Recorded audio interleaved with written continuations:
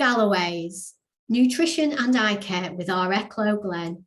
Okay, guys, so thank you very much for joining us this afternoon. We're very lucky to be joined once again by Glenn, our Eye Clinic Liaison Officer, and he is going to be giving us some information on nutrition and eye care.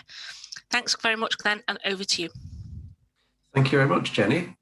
So yes, I've put together a PowerPoint presentation to really focus on the good nutrition, good foods, just general good eye care, eye protection, and then at the end there'll be a chance for you to ask some questions.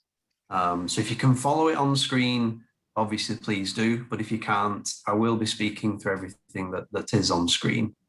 So to kick off, the first thing that we've got on the screen is that we should all be looking after our eye health, and we should all be considering it within various different parts of our day-to-day lives, because the key thing with a lot of health conditions, obviously not just eye conditions, is prevention is better than cure. So the more we can do to try and prevent things happening, the better. And then on the screen, we've just got an image of an eye in the middle there.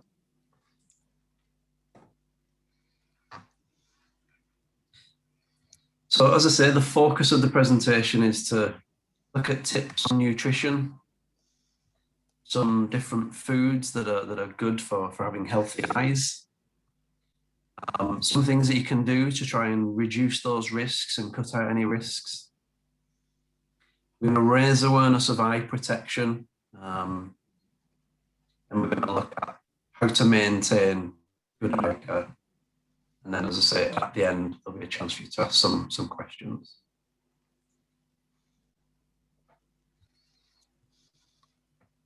The first one, tips on nutrition.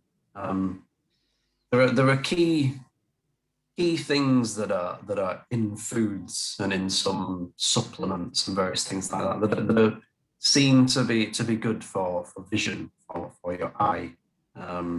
So there's various different research out there. So I've compiled this from looking at various different parts of different research that's out there.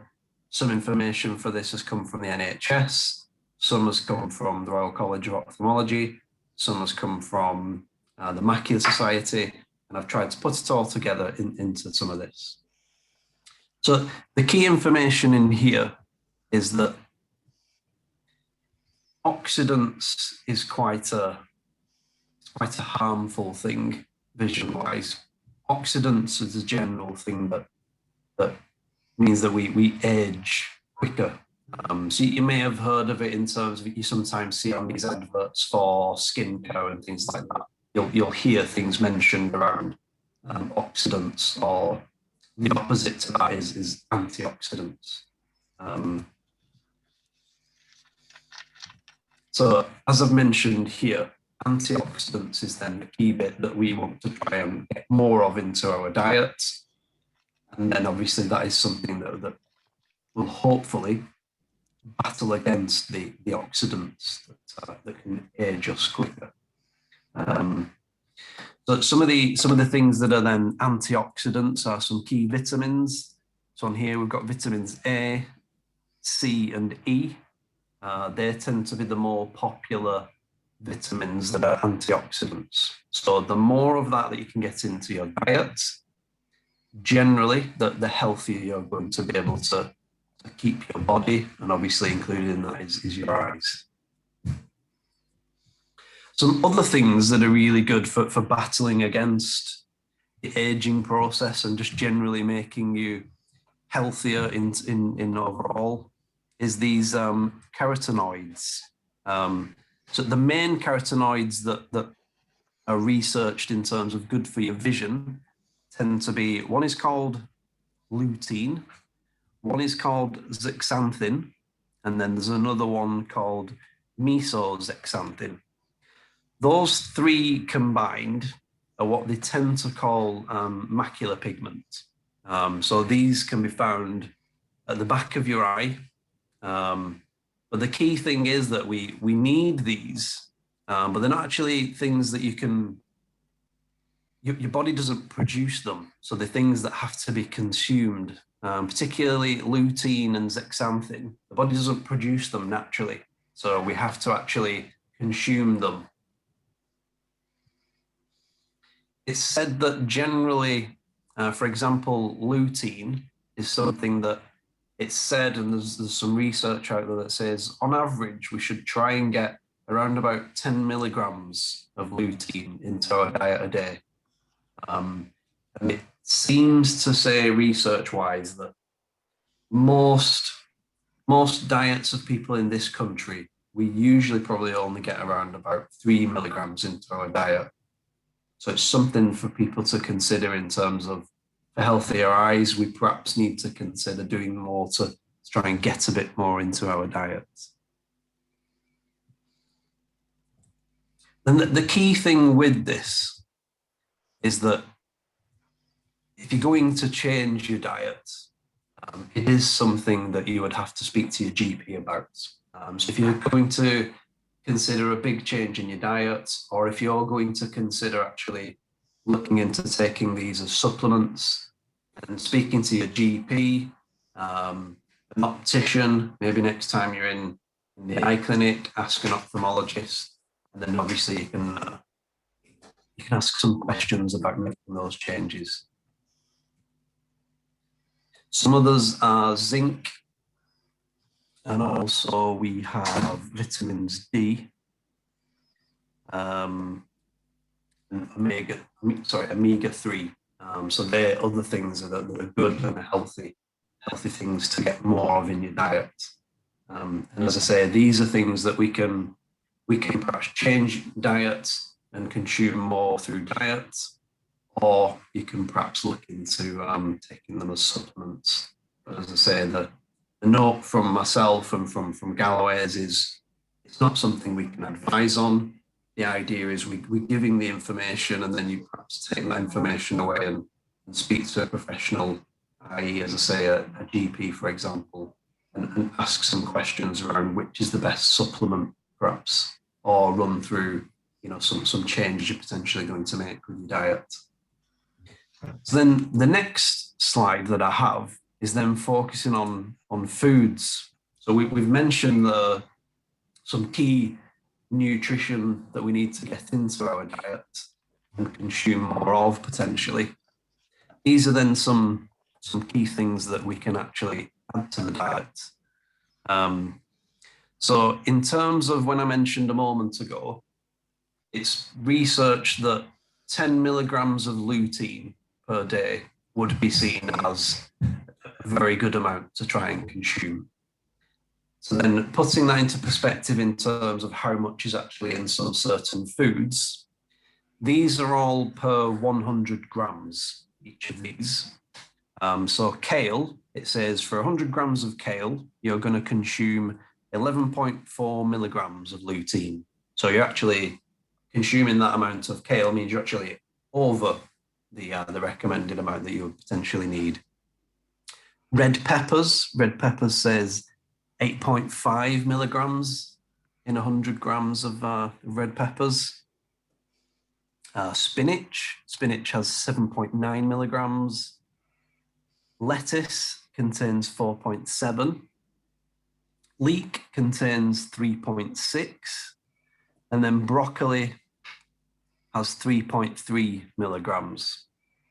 So in terms of being able to get more lutein into your diet, which, as I say, is something that's very good to keep your eyes healthy, those are some things to consider. Now, the information tends to say that if you can either eat these fresh or try and cook things lightly, then you're going to help your body to consume those particular nutrients in those foods.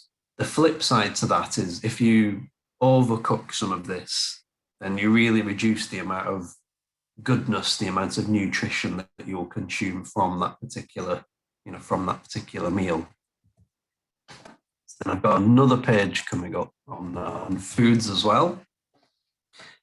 So then on this page, these are generally different types of, so these do sometimes have lutein in, sometimes have zeaxanthin in, and some of these will also have those key things in terms of in terms of the different vitamins and omega-3. So a good thing is to eat eggs. Eggs is very good for your diet. Sweet corn and any other yellow or orange fruits or vegetables. So we've also got oranges on here, lemons, carrots. So all of these, again, are good things to try and get in your diet. Eat them fresh, or if it is something perhaps that you are adding into a meal and you're going to cook it, again, perhaps consider cooking it lightly, so that you're not cooking it too much and actually getting rid of the goodness. Obviously, the one thing that is on here that you can't really do that with is eggs. You can't really lightly cook an egg. You either cook an egg or you don't. It's hard to sort of cook it too lightly. So those are the particular foods. I think there's lots of ways of introducing some of these into your diet. It's quite easy these days to pick up bags of things like kale and spinach, and it's quite easy to then just perhaps have a handful and add that into a particular meal that you're making. Maybe if you're having something like a salad, you'll already have some of these things in your salad anyway. And maybe just that extra by adding an handful of spinach or kale or something in there. A good thing sometimes if you're making something like, maybe it's a cottage pie, for example, try and maybe add some towards the end, perhaps once you've cooked it and things, just getting towards the end of the cooking process of something like that. You can quite easily then just add something like, some red peppers into so they only get lightly cooked towards the end, or maybe some carrots and things like that. So you're able to sort of add some of these into your diet without perhaps completely changing your diet and, just trying to stick to eating lots of this on a regular basis. Now let's move on to the next slide. So these ones generally are self-explanatory. The more we can reduce the risk of toxins in the body and generally keep ourselves healthier, obviously the better. So different ways of obviously reducing the risk would be, if you are a smoker, consider quitting. There's a lot of help out there now through the NHS, to get some help with quitting. So it is something that you can speak to your GP about, and they can put you through some support package to help you quit. And generally that will, improve your health in general. And it does then mean that, you'll potentially reduce that risk.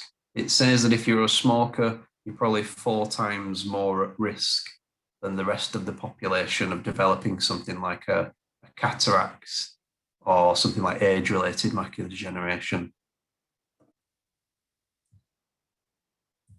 Obviously, we've just mentioned food. So obviously, generally the recommended for most of us is, try and keep to 5 a day. That's what we hear a lot, and that's been around for quite a number of years. If you can try and have 5 fruit, vegetables in your diet on a daily basis, then you're likely to be getting some of these key nutrients in. And obviously, the flip side to that, if you have many days where you're not really having any fruit and veg, you're perhaps taking in things that aren't good for you in terms of, more sugar, more cholesterol, more fat and things in your diet. So obviously, try and maintain some good diet. Obviously, in terms of alcohol, just as we mentioned, smoking, we all know that it's not exactly good for us. So try and, if you are somebody that drinks alcohol, try and keep it to an appropriate level. The more you drink, the more you perhaps binge drink and things like that. Again, you're taking in quite a lot of toxins, which will again increase your risk of developing things like macular degeneration, cataracts, and potentially diabetes and things like that. Now, something that's obviously been on the rise for most people is the amount of screen time we've all had. you know, right now we're all sat in front of computers, you know, doing this. You know, the increase in screen time, evidence is starting to come out. So there's more and more of it that will start to come out to say that, you know, during COVID, we've all spent more time on screens. And obviously it does have a long potential lasting impact on your vision. So the idea to try and have some good habits in terms of, there's the 20-20-20 rule, which generally means that if you are somebody that does quite a lot of work on a screen, which, you know, most of us do, it's obviously a very accessible thing if you're visually impaired to have access to a screen and be able to, you know, do everything on your laptop, your smartphone, your tablet computer. But the idea being that if we try and every 20 minutes, take a break for at least 20 seconds and look away from your screen during that 20 seconds and try and look at something that's about 20 meters away. Because what tends to happen is when you're just looking at a screen, you're mainly just using your, you know, your close-up near vision. So you want to try and give your eyes a break from that and look at something far away. So generally they tend to say 20 minutes, stop, have a break for at least 20 seconds and just look at something that's far away. Okay. So we'll move on to the next slide. So eye protection is obviously a key thing. And I'm sure in my role as an ECLO, you know, I speak to people on a regular basis. I'm sure when I've done these talks and we've had some time on here, I'm sure I've mentioned it every time to you. So I make no apologies. You know, I do mention it quite a lot to people. This time of year, you know, we should be protecting our eyes from harmful UV rays. So the idea being that getting yourself some sunglasses or some UV filters that protect your eyes, get some relevant advice to make sure that it's got the right particular marks on the, you know, the CE mark or the British Standard marks to make sure that that will protect you from those harmful rays. So whether or not any of you have got them from a low vision assessment, whether you've bought them from Galloway's, whether you've perhaps purchased them from, you know, from Boots in town, it's looking out for those particular marks on them and making sure that you're getting the right protection. Because long-lasting damage from UV rays is something that there is evidence out there to say that it does increase your risk of cataracts, of age-related macular degeneration. So if you're somebody that never really wears them, potentially going to be more at risk than somebody that does. Plus, obviously, on the other side to it, if you are somebody with a visual impairment, it can make a huge difference to you anyway, you know, to reduce that glare and improve your vision slightly by using the sunglasses or the filters. The next point on here is around, you know, if you are someone that's active and does quite a lot of gardening or perhaps DIY, or maybe just something where you do quite a lot of close-up work, perhaps with some pieces of equipment and things, it's very important to use some form of safety glasses, or whether or not, you know, if you do have some sunglasses or UV filters, you know, maybe wearing those is helpful for you. But you should be protecting your eyes if you're doing something like that. Yeah, I work here in the hospital in the eye clinic, and I am fully aware that there's a lot of people who do end up having to come into A&E and then to be brought into the eye clinic. And it's because of that, you know, trying to do something close up, maybe in the garden, and then, you know, a branch has put them in the eye or something. You know, there's a lot of people end up coming into eye clinics, you know, for that reason. And like you say, it's something that can be quite easily prevented if we just, you know, keep ourselves safe. I'm going to move over to the next slide. So in terms of having you know, some really positive, good eye care in mind, you know, we should all be, if you're somebody who has prescription glasses, you know, use the right glasses for the right task, and also make sure that you keep them clean, keep them smudge free. again, that'll just make sure that you're getting the most out of that prescription, you're getting the most out of your vision that you have. If you're somebody that wears contact lenses, make sure you're looking after those appropriately. Clean them with solution, don't be rinsing them under the tap or anything like that. Make sure you're taking them out at night and that kind of thing. We should all be attending an optician's every 2 years or less. If you're somebody who you do have an eye condition that needs monitoring, like diabetes, like glaucoma, or if you are somebody who there's these things run in your family, or if you have been told by a professional that you do need to go more frequently, then obviously you should do so. But for all of us, we shouldn't be leaving it longer than 2 years. The very first point that I mentioned around, prevention's better than cure.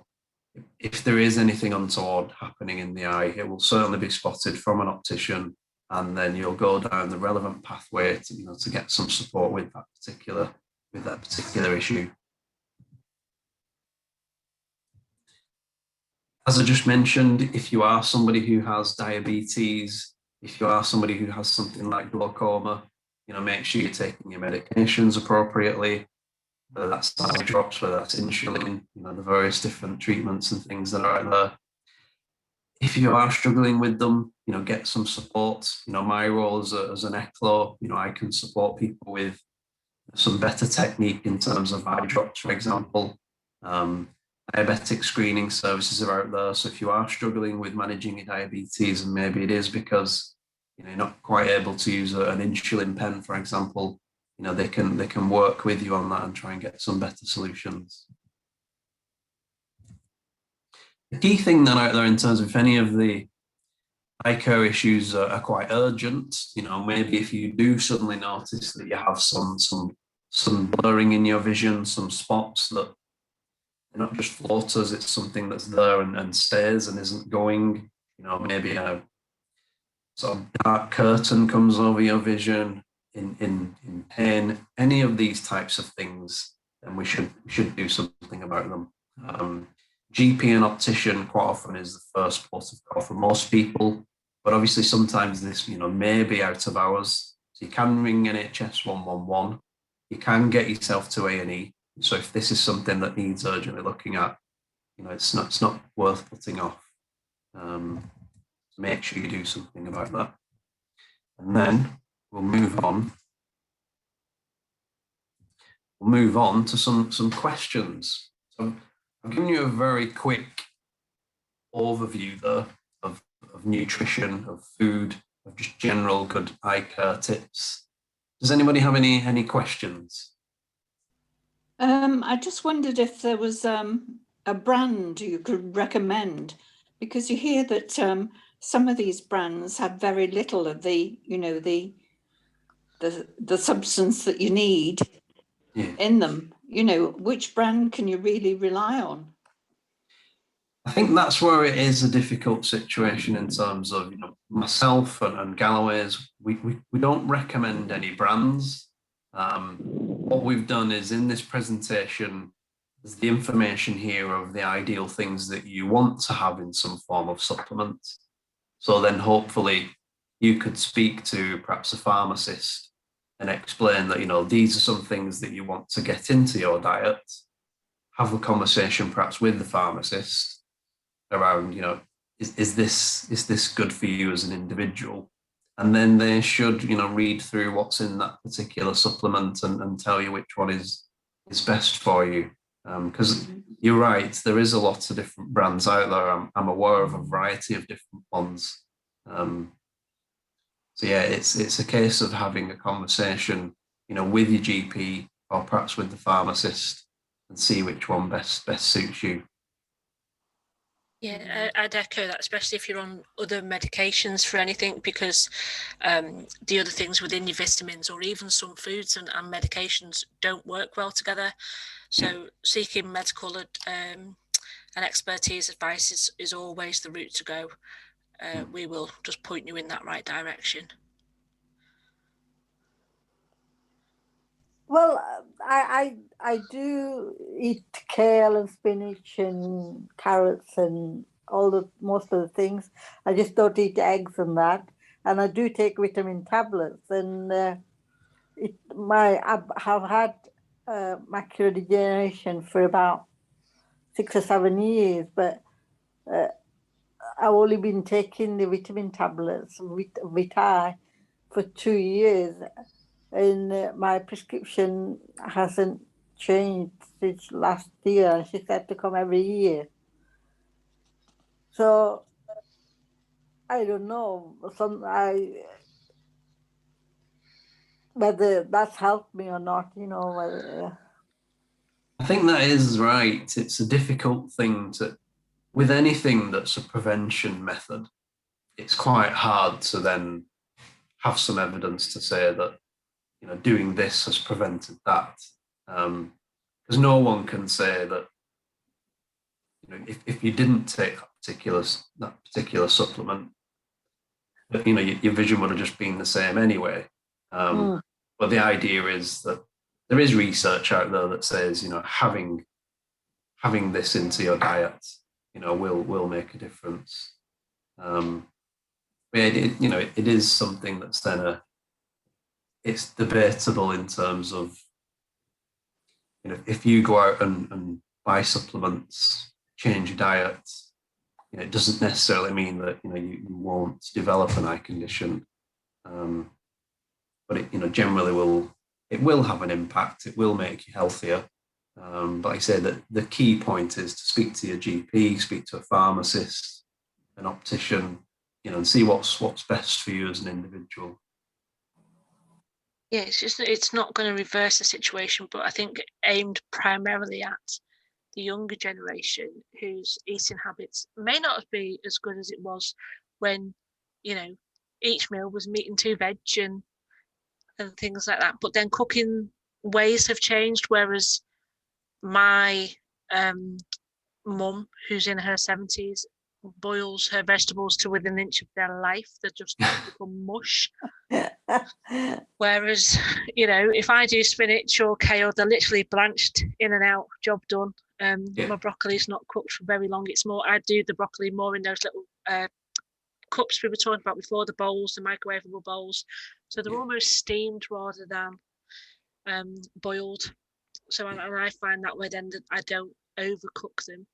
But so it's looking at different cooking techniques. It's educating the younger generation particularly as well on, self-care is, not just good for your eye health, it's good for your overall health. And I think that's a really key message that, Galloway's and other organisations have got to get out there to help reduce a variety of health issues. What kind of sunglasses are there? Different sunglasses for macular degeneration people? Like the ones we were talking about from Cobalt? Yeah. Yeah, them. They're brilliant. The one question I was going to ask Glenn is, when you go into, obviously, like you said, prevention is better than cure. And I know Amanda said, we're, as an organisation, Galloway's need to start targeting the younger people about eye health in general. I mean, what we've just had today, would apply to everybody, whether they're visually impaired or not. Are you putting information in the eye clinics and in the opticians about eye health? Yeah. Yeah, I mean, obviously there is good information that's out there in opticians, in the eye clinic. And like you say, the idea of this, it's, this is being recorded. So, we can share this far and wide. The more people that follow Galloway's on social media, the more people that look on our website, the more people that perhaps use things like YouTube to get more information. Like you say, that the message in this presentation isn't just aimed at people with a visual impairment. This is aimed at anybody making these you know, making these changes and considering some of these things, you know, it will have an influence. Because I know there's Eye Health Week in September, you know, and I remember volunteering out with that. We were in Arndale Centre. This is what we had near working at Morecambe Centre a few years ago now, before the pandemic. And, you know, I always tried to make sure that those that did approach us, made sure nearly everybody that left me had a leaflet about eye health. Yeah, there's been a lot of research, they had hasn't nothing there, Glenn? else, you know, because you don't know if they're visually impaired or not. Not Exactly. everybody is, you know. But there's been a lot of research, hasn't there, Glenn, about the sheer percentage of eye conditions that could be prevented or slowed down Yeah. due to having the knowledge beforehand, especially if you've got family members with glaucoma. And things, and look at that process.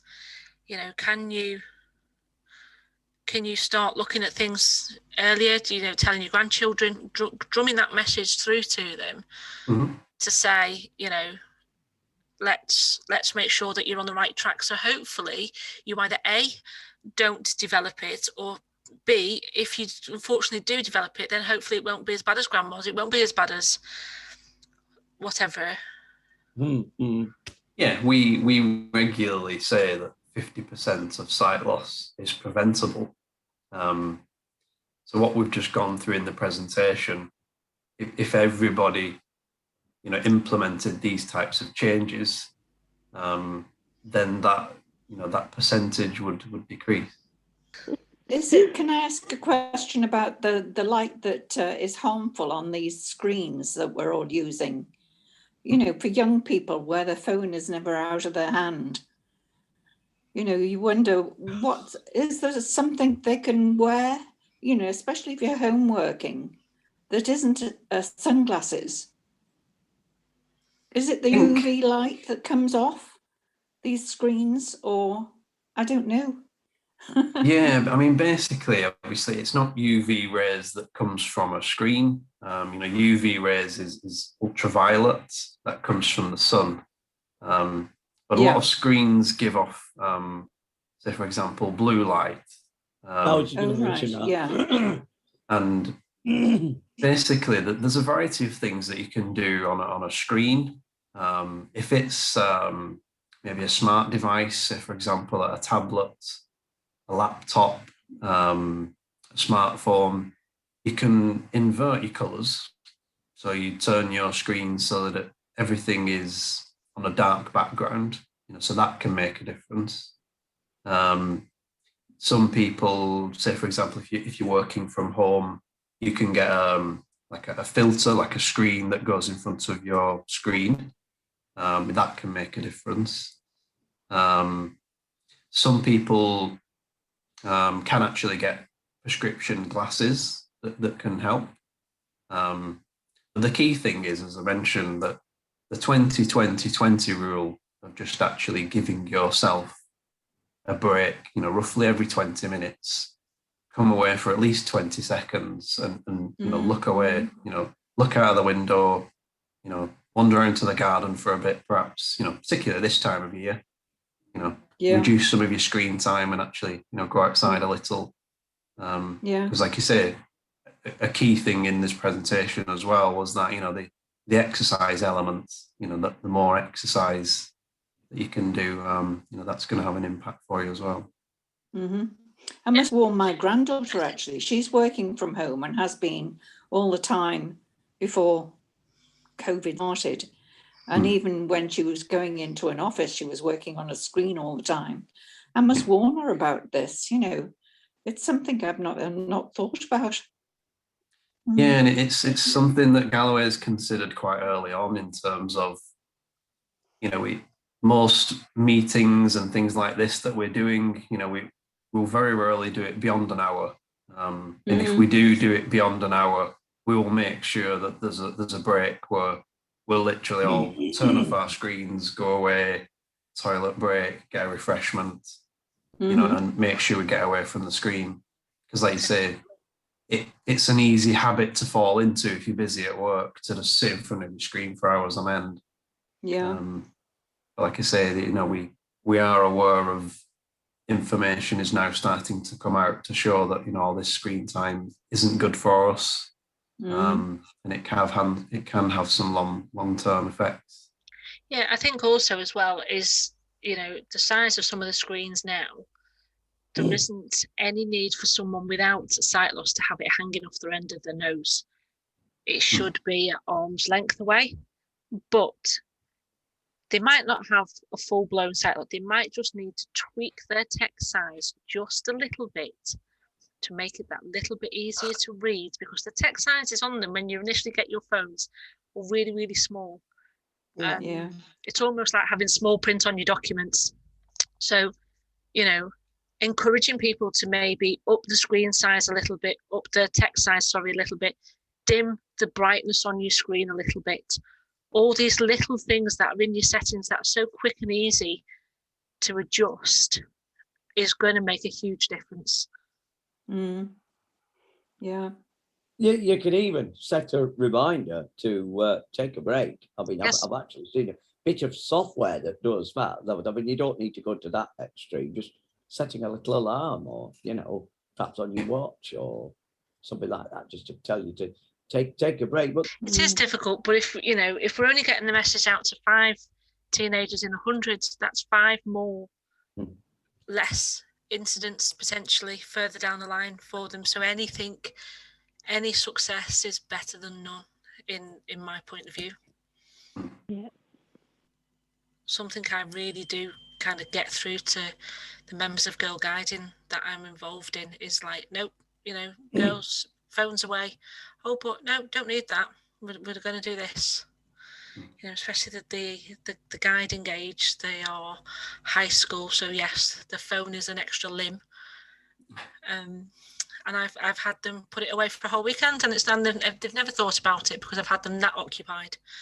no, It's not an easy accomplishment, but No, congratulations. thank you. But, you know, it is important, and like, I have a little reminder on my phone now that it tells me it's bedtime. Get off my phone, you know, or you can set it. You can have your devices, so you know. They do put that reminder up to say get off your phone for an hour, or like, you know, and the advice as well is, and I'm a prime guilty for doing this, is having my tablet or my phone on while I'm in bed. Oh, right. What do you do with it? You can adjust your blue light setting on some of the devices. Yeah. There's a specific setting to cut down blue light, because that's worse at night time, bedtime, isn't it? Yep. Don't think about that. You know, I think my problem is because my audiobooks are set up on it, and I don't have an Alexa. You know, it's that I've picked it up then. So I'll just check this out, and I'll just, while the book's on in the background, I'll just, do you know what I mean? It doesn't stop because your brain's constantly ticking. No, think about it. Right, guys. No more questions for Glenn. We're going to say thank you very much and let him go, because we know, as always, he is extremely busy, and we are very grateful for the time he gives us. Yeah. And we will see him at the end of August.